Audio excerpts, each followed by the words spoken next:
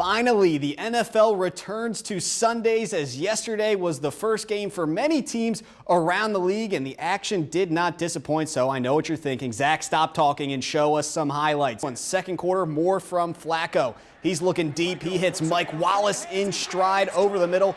He's making his presence known in his first game with the Ravens. 66 yards to the house as the Ravens go in front. 2-point game now. Time winding down.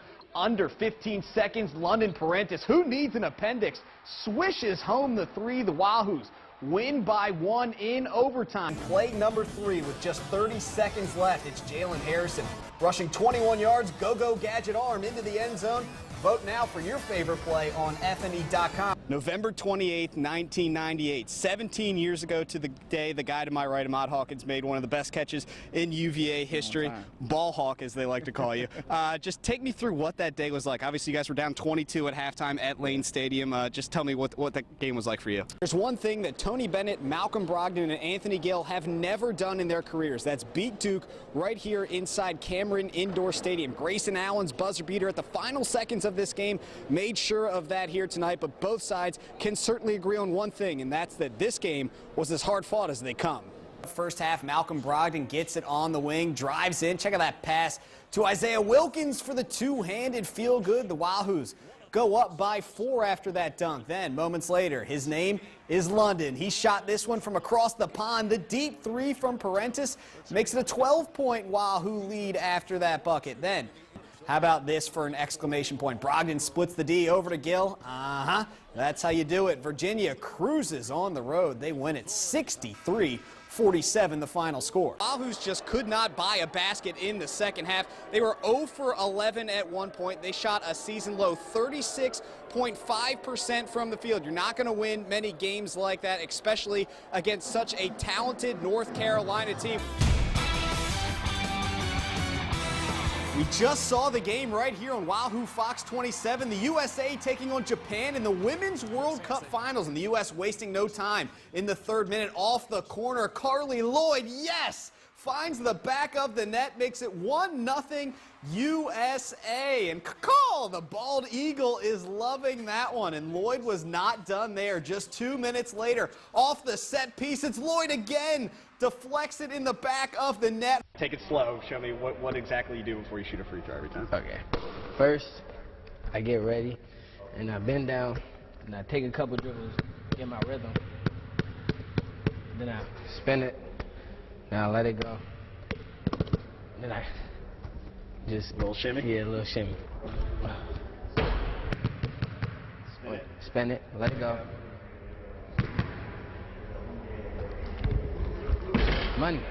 Now, the return game was on point for the Patriots. After forcing Kettle Run to punt, Sean Scott fields this one on the bounce, and check out the moves. He's turning the gridiron into a dance floor, leaving defenders in the dust, cuts it back to the middle of the field. He's heading for that far sideline.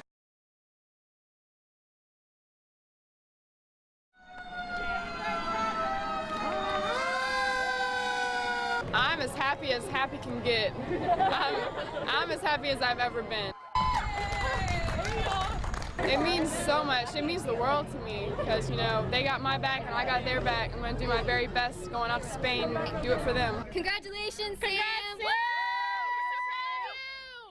It puts this tiny little town on the map and lets everybody know, you know, how wonderful we are, and just the response in just a day of trying to organize this. You know, we're expecting hundreds of people to line up, and it just, again, it shows how much we love our community and love the people in it, and we're proud of her. I'm overwhelmed. For the school and for the county, it's a big thing, definitely. To have somebody from Greene County that's a little town nobody knows about, it's awesome. You know, it is nothing like this. People can talk about, you know, elite athletes and they need to go to this academy or this private school. You can't beat this anywhere in this country. This was amazing. Honestly, it's hard to put into words. This community is the best place to live. I grew up here. Love that Samantha's chosen to stay here. Why would you leave? Fear the fight! Fear the fight! I just think it's so cool that she made it because I know how hard she's worked, and I'm really proud of her. This is the best thing I think that's ever happened to me. You know, all the support that they've given me, I can't thank them enough for all the love and support.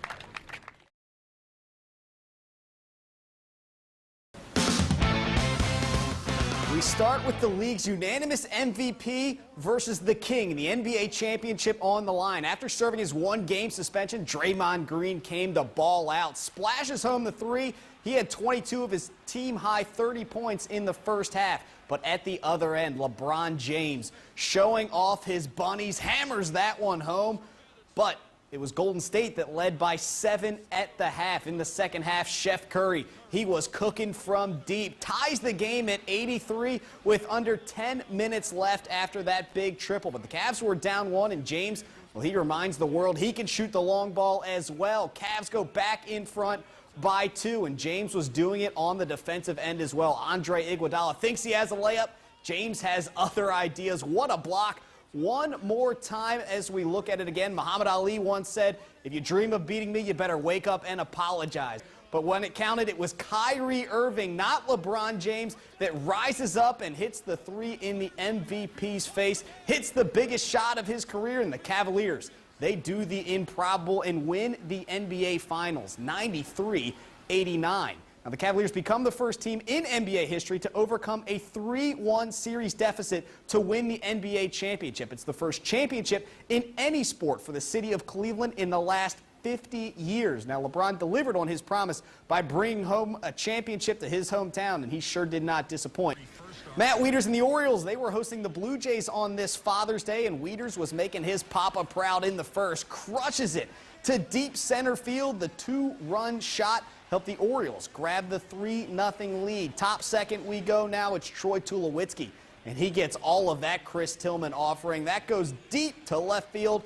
The Jays get on the board and cut the Orioles' lead to 1. It was tied at 4 in the 4th inning. Jonathan Scope takes this one back up the middle. Now look at Matt Wieters. He's not all that fast. However, he is able to score from second as the Orioles recapture the lead. Bottom 7th we go.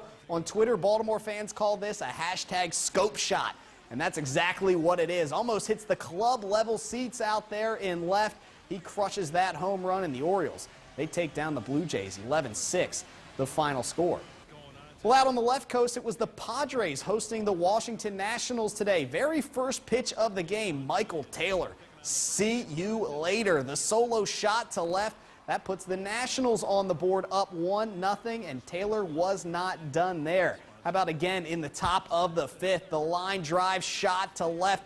That stays fair, and the Nationals tie things up at 3 apiece on Taylor's second of the day. But the Padres, they were coming through on Father's Day. Bottom 6, that's Matt Kemp with the single back up into center field.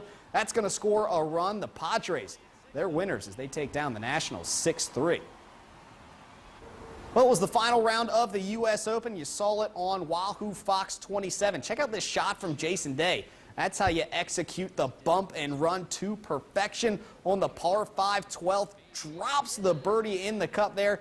He would finish in a tie for 8th place. And how about the leader, Dustin Johnson? You see the shot tracker there. You can't hit a ball much straighter than that. Puts it within a few feet of the cup on 18, and he would walk up to that ball. And Johnson makes the birdie putt on 18, wins his first career major as he finishes the tournament -5 on the day to win the U.S. Open up there in Pittsburgh. But how about that NBA Finals game? So exciting. LeBron James comes back to beat Golden State after they had the best regular season in NBA history. All the cards were against Cleveland. They come back and win the city's first championship in over 50 years. That means if you're a sports fan in Cleveland, you're under the age of 52, you've never seen any of your teams win a championship. They all got to see that today.